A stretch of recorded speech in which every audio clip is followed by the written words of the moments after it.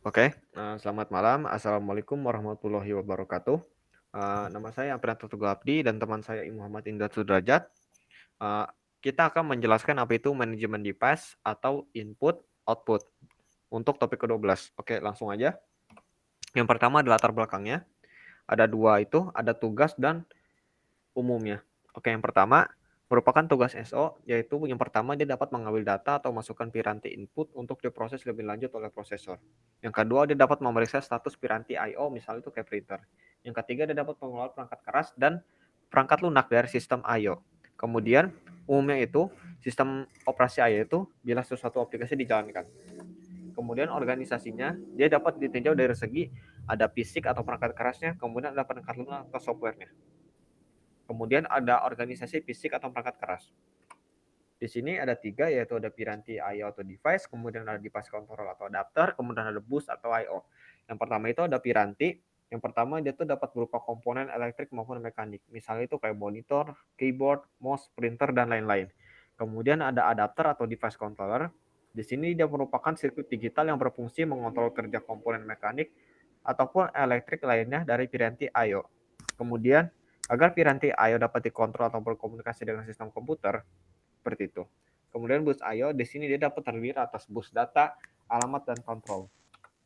Nah, ini adalah organisasi fisik dari sistem komputernya. Di sini ada monitor, ada grafik, ada prosesor, ada cacingnya, ada bus memory, ada bus atau memory controllernya, ada memorinya, ada IDE-nya, ada expression bus controllernya, dan yang lainnya.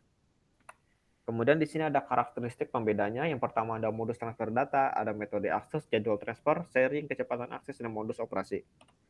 Kemudian ini adalah penggolongan piranti I/O berdasarkan karakteristiknya ada tiga, yaitu ada aspek, variasi, dan example. Di sini ada data transfer, ada akses method, transfer schedule, sharing, device speed, dan I/O direction. Di sini berdasarkan fungsionalitasnya, di sini ada antarmuka pengguna. Di sini dia dapat berinteraksi langsung dengan pengguna, misalnya itu keyboard, mouse, monitor, dan printer. Untuk piranti transmisi, dia tuh dapat mentransmisikan data ke perangkat komunikasi lainnya, misalnya itu NIC dan modem. Kemudian ada untuk penyimpan data itu kayak misalnya hard disk, CD-ROM, dan flash disk. Kemudian sebagai pengendali digital atau piranti I/O, dia juga dapat bertanggung jawab atas komunikasi data antara piranti I/O dengan sistem internal komputer. Ini juga dapat berupa kartu rangkaian digital atau chipset yang biasa terletak di mainboard atau motherboard. Kemudian ada graphic controller, ada SCSI controller, serial dan parallel port controller, dan lain-lain. Kemudian ada bus I/O. Di sini terdapat alamat dan kontrol. Dia juga berfungsi menghubungkan device controller dengan elemen internal komputer seperti memori dan prosesor. Dia juga terdapat bus I/O lanjutan atau ekspansi yang bersifat mudah dipindah-pindah atau movable dan umumnya terletak di luar komputer, misalnya bus paralel, serial, dan PS2. Kemudian ada pengalamatan piranti I/O. Di sini ada direct map atau I/O addressing. Di sini dia memiliki ruang alamat terpisah dari memori, jadi sehingga ruang alamat piranti I/O dan ruang alamat memori berdiri sendiri-sendiri. Nah, di sini adalah contoh pengalamat piranti I/O. Ada address range-nya hexadecimal dan ada device-nya. Bisa dilihat di sini. Kemudian ada pengalamatannya atau memory mapped I/O addressing. Di sini, piranti I/O memiliki alamat yang merupakan bagian dari ruang alamat memori utama. Kemudian ada programmed I/O atau polling. Di sini prosesor bertanggung jawab atas pemeriksaan selesainya operasi transfer data yang dilakukan oleh device controller. Jika data telah siap, maka prosesor juga bertanggung jawab atas pemindahan data dari atau ke memori utama. Karena device controller tidak punya akses ke memori utama. Kemudian ada interrupt driven I/O.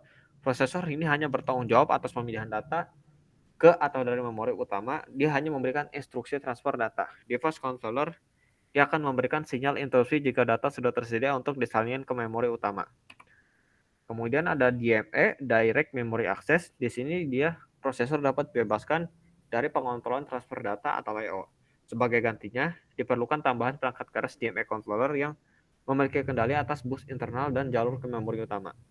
Nah, untuk materi ini akan disampaikan oleh teman saya, Indra Sudrajat, dipersilakan.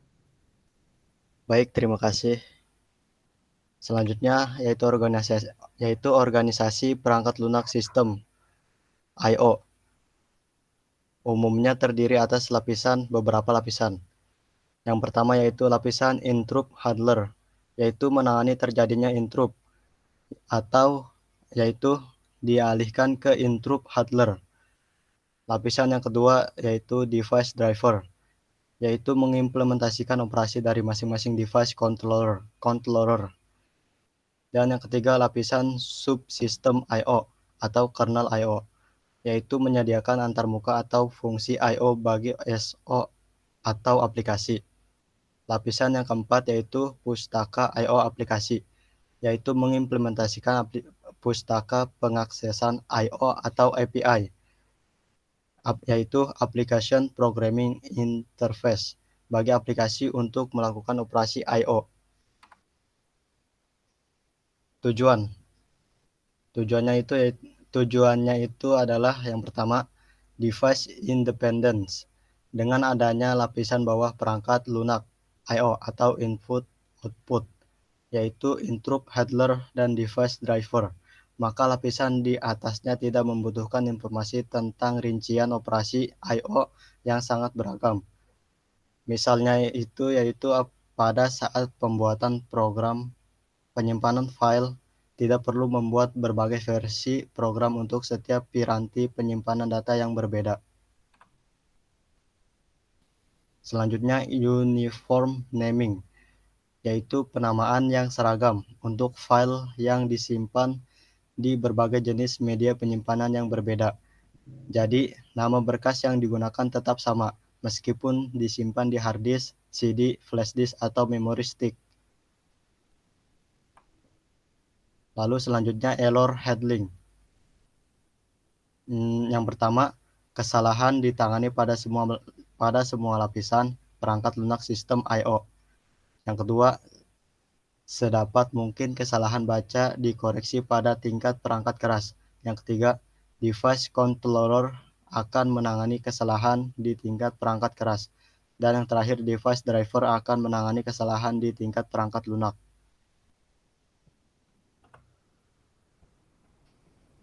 Lalu, transfer sinkron versus asinkron. Yang pertama, sinkron, yaitu suatu proses dikatakan sinkron apabila suatu operasi dapat melanjutkan eksekusinya hanya setelah permintaannya terpenuhi. Transfer data, yaitu prosesor akan berhenti sampai data yang diperlukan tersedia di buffer memori. Yang kedua, asinkron, yaitu suatu proses dikatakan asinkron apabila suatu operasi dapat terus berjalan sekalipun permintaannya belum terpenuhi atau masih sedang diproses. Transfer data adalah prosesor memulai transfer data sampai mendapat sinyal bahwa proses transfer data telah selesai. Kemudian, shareable versus dedicated device. Yang pertama, shareable, yaitu jika dapat digunakan oleh beberapa pengguna pada saat bersamaan. Misalnya itu pembacaan file pada suatu disk oleh sejumlah komputer secara bersamaan pada jaringan. Yang kedua, dedicated, yaitu hanya satu pengguna yang dapat menggunakan piranti I/O pada suatu waktu sampai tugasnya selesai. Misalnya itu printer. Selanjutnya lapisan interrupt handler, yaitu menangani terjadinya interupsi dan pengalihan eksekusi ke interrupt handler, bertujuan untuk mencapai operasi yang asinkron, yaitu dengan adanya fasilitas interupsi, prosesor tidak pernah idle, yaitu proses akan berstatus blockade, dan prosesor dapat dialokasikan ke proses lain. Lapisan device driver, terdapat tiga poin. Yang pertama, membantu mencapai ketidaktergantungan dengan keragaman piranti I/O. Yang kedua, mengimplementasi secara khusus rincian operasi dari masing-masing device controller. Jadi, setiap device controller akan ditangani oleh device driver. Misalnya itu, dua graphic card dari vendor yang berbeda akan memiliki device driver yang menyediakan fungsi minimal untuk pengaksesan graphic card. lapisan subsistem I/O atau kernel I/O, yaitu mengimplementasi fungsi-fungsi manajemen. Dan yang kedua, menyediakan keseragaman antarmuka atau fungsi bagi komponen lain SO atau sistem operasi aplikasi. Misalnya, penamaan piranti I/O proteksi, pelaporan kesalahan. Lapisan pustaka I/O, yaitu mengimplementasikan pustaka pengaksesan I/O atau API, yaitu kepanjangannya Application Programming Interface, bagi aplikasi untuk melakukan operasi I/O. Lalu, kemudahan programmer adalah karena pengaksesan ke berbagai macam piranti I/O dengan menggunakan operasi yang sama. Misalkan, yaitu pustaka Win32 subsistem yang menyediakan API untuk operasi I/O dan juga operasi grafis pada SO sistem operasi Windows.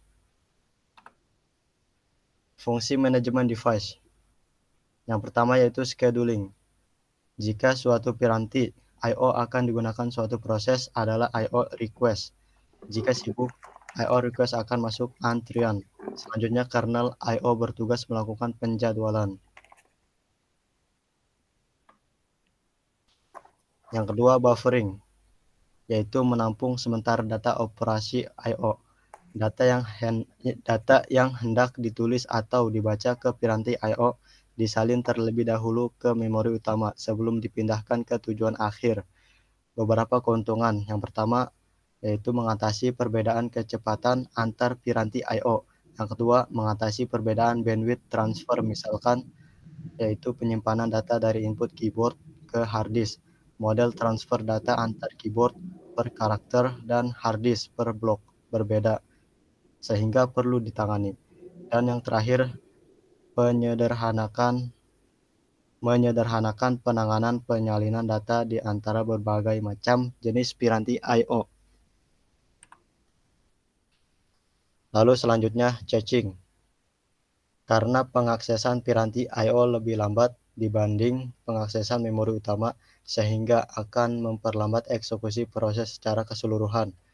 Pada mekanisme caching, data yang akan diakses dari piranti I/O akan disalin ke cache memori. Kemudian kernel I/O akan memeriksa apakah data yang hendak diakses sudah ada atau belum. Lalu selanjutnya spooling, yaitu kebanyakan pemakaian piranti I/O bersifat eksklusif, yaitu hanya dapat melayani satu tugas pada suatu waktu. Lalu mekanisme spooling pada sistem multiprogramming, yaitu setiap proses akan tetap mengirim ke piranti I/O, sehingga prosesnya sendiri tidak dalam status blockade. Tapi karena piranti I/O sibuk, maka kernel I/O akan menampung dulu dan menempatkan dalam antrian. Selanjutnya, sekalipun program aplikasi yang mengirim data output telah selesai, data yang di-spooling oleh kernel I/O tidak akan hilang. Contohnya itu adalah printer dan alat pencetak lainnya. Lalu selanjutnya device reservation, yaitu kernel I/O harus memastikan selama pengaksesan piranti I/O yang bersifat eksklusif oleh suatu proses, tidak ada intervensi dari proses lainnya. Kernel I/O bertanggung jawab memelihara dan mengaudit status piranti I/O. Lalu kernel I/O harus memastikan pemakaian dan reservasi suatu piranti I/O membantu deadlock.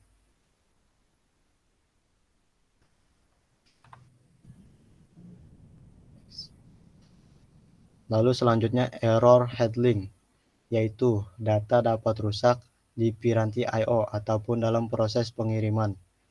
Selanjutnya kernel I/O bertugas menangani kesalahan yang masih dapat diperbaiki dan minimal mencatat serta melaporkan kesalahan kepada user. Oke,